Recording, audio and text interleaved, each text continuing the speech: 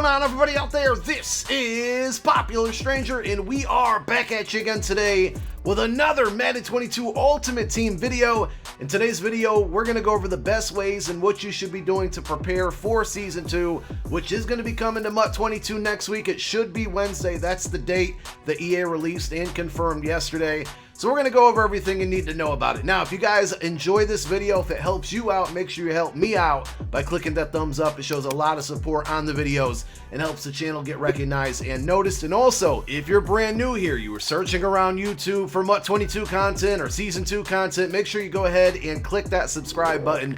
Turn that notification bell on so you guys are alerted when we drop additional videos, and that doesn't go just for the new subs. If you're a current sub here and you don't have that noti bell turned on, you might be missing out on some good content. So, what does the end of a new season mean? So, in past years, once MUT levels were introduced into Madden, occasionally we would get, like an update. New levels would increase. In this case, normally we cap at 50 to start the year out, and then it would go from like 50 to 60, 60 to 70, 70 to 80. You get the point. That's not how it's going to work in MUT 22. We now have what are called Ultimate Seasons, and I think the idea of this is perfect. I love it, right? But EA executed it terribly because it's what? Today is December 3rd. I believe it's going to be like December 8th is when we'll get Season 2. This game came out at the end of August. So the seasons, in my opinion, should be like every 30 days or every 45 days. And I don't think EA had a great plan as far as timing goes on when they were going to kind of execute Season 2. But what's going to happen when Season 2 goes live is that our MUT levels are going to reset. They're going to go back to 0. What that also means is that any potential rewards that you have not unlocked because you're not level 50, they're going to be gone forever. There's not going to be a way to get them. Now, when we get to Season 2, likely what will happen is we'll be able to grind to level 50 again, and we'll have a whole new set of rewards. And hopefully the rewards for Season 2 are a lot better. There were some good things about Season 1. It wasn't all bad, don't get me wrong. But the further you got, the less rewarding it felt. And let me show you what I mean about that. So to go to the rewards or see the rewards, you're going to go to missions and go to Ultimate Season. And when it updates, it'll probably say Season 2. And we're going to see a bunch of brand new rewards. Now, these are objectives and various things that you can do to earn XP towards your MUT level. And every level you get up unlocks an additional reward. I'm level 50, so I have all of my Season 1 Ultimate Seasons rewards unlocked. Some of you that are watching this video, maybe you got the game recently and haven't got to 50. Maybe some of you don't play it that much. But basically, when you get to the screen, you can use your L1, R1 button or right bumper, left bumper on Xbox, and that will allow you to scroll through the rewards. And what we saw here were various things like training, but like look at this. For example, level 31, 100 training, that's just terrible, okay? 10k at level 33, I'm not too mad. The strategy items, the packs, I'm not mad at. You look at like something like level 43, we're almost to 50, and what does EA give us? A 70 plus gold player pack. So like basically, and we all know what the odds are there, right? You're more than likely going to get a gold player. The Season 1 collectibles are pretty cool, and we're going to kind of talk about that in a moment. And then, at level 50, you got a 91 overall card, which was George Kittle, and at level 39, you got an 89 overall card, which is Linval Joseph. So for Season 2, we are more than likely going to get 2 new players, and then we're also going to get Season 2 tokens. Now, we don't know if those are going to be for new players or old players. And what I mean by that is for Season 1, the Season 1 champion is either Devin Hester or Junior Seau.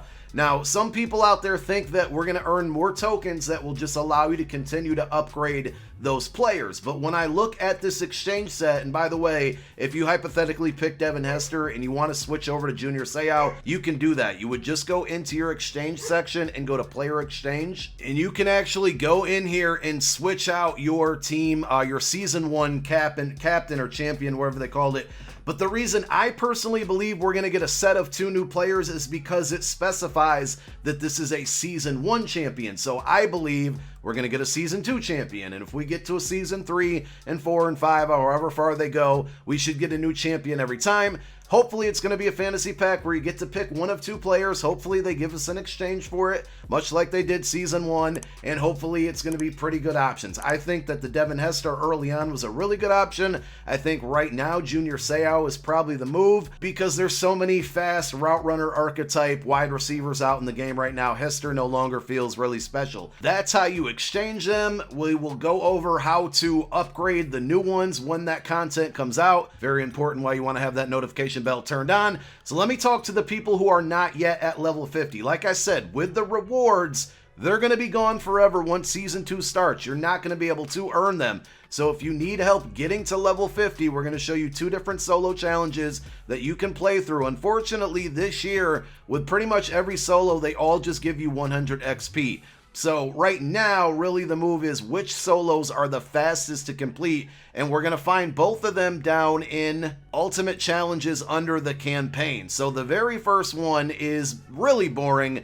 and it's simply kicking field goals. You're going to go to week 4 under the campaign, and you're going to pick the very first solo. You can play it on 1 star, you can play it on 2. It really doesn't matter, but we're simply just kicking a field goal. And this one, I mean, you kick the field goal, you get 100 XP. There's no other surprise or trick to it. We're going to select field goal. One thing that could technically slow you down here, right, is that if you have focus kicker, your kick meter's moving a little bit slower, okay? So that means that it takes a little bit more time to kick that field goal. So you might want to put in a kicker who doesn't have focus kicker as an activated ability. Once you make your field goal, you're going to go down 2 to replay challenge, go down to play game, select field goal, wash, rinse, and repeat. And again, you're just going to go ahead and make a field goal. I always recommend, if you're going to do these type of solos where you're just grinding the same thing over and over and over again, do it at 10 to 15 minute increments, because you would hate, or I would hate for you guys to be playing through these solos for a half hour, 45 minutes, an hour, and then you go to back out and the servers went down in between then and you had no idea, and now all of your progress, all of your time goes wasted.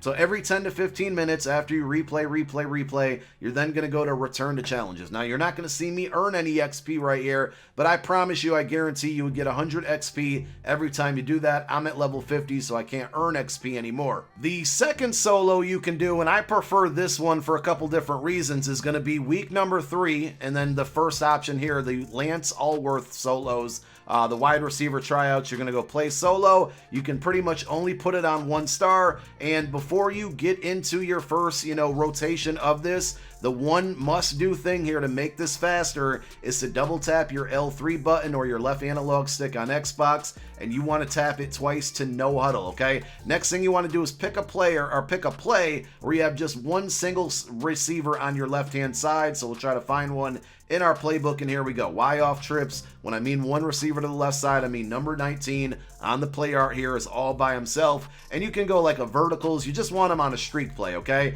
And we're basically just gonna throw him the ball. He should beat this team easily because this is an early solo. You're just gonna throw it up here, and right around the 30-yard line, you want to double tap square or double tap X on Xbox before, don't go out of bounds, and you need to do it around the 30-yard line. And the reason we do that, we're gonna go down to replay challenge, we're gonna go down to play game. Remember how we set it on no huddle? It puts us right back up to the line of scrimmage. We don't have to keep picking our play. We're going to do the same thing. If you go further, right? Like say you go here, watch what's going to happen. He's going to celebrate. This takes time. Time is money. We don't want celebrations. That's why you want to commit yourself to the ground right around the 30-yard line. You also do not want to go out of bounds because that will stop everything from happening as well. So one more time here, we'll go replay challenge. Because we are on no huddle, it loads up the play. The other thing is if you go out of bounds, the no huddle doesn't activate the next time. We're going to throw the ball here. That was a terrible throw, but you get my point. We catch it. We get out at the 30. I'll do it one more time here just because